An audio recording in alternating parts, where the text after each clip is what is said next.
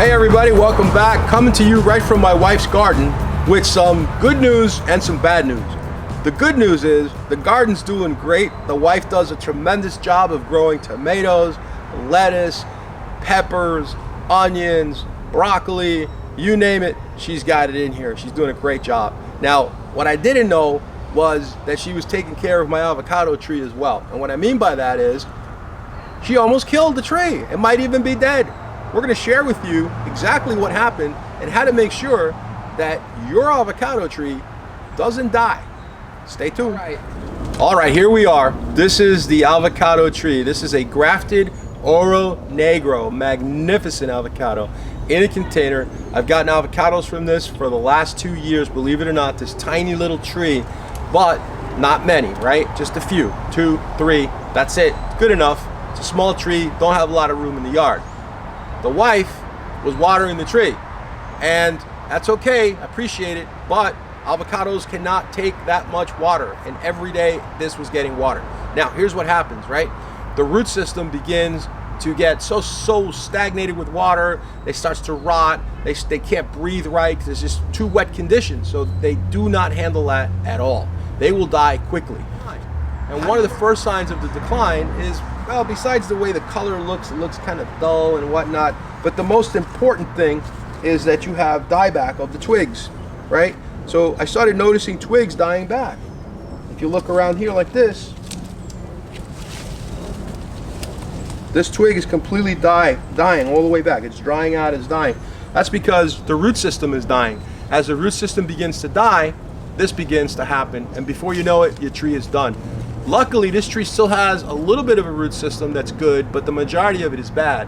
And I'm going to show you what that root system looks like right now. Okay, hopefully you can see what's going on here. You'll see that right here, roots, brown, and just completely dead. Totally dead, these roots. Very bad. Now here we have a little bit of roots that are okay. But here we have, again, actually, this is rotted here, and it has a little bit of root coming out trying to survive. Plants are survivors, so it's going to try its best to see how it can overcome these very wet conditions. So when there was a dry spell, you know, the roots had a chance to grow back. But as this progresses, it gets worse and worse. It's just too much in the sense of the conditions in the soil. Soil can't breathe, it's getting way too much water, it becomes anaerobic, and then you have really bad conditions in the soil that begin to cause diseases, and your roots begin to die. Now, these guys are yellow, they look pretty good, but as we roll this along,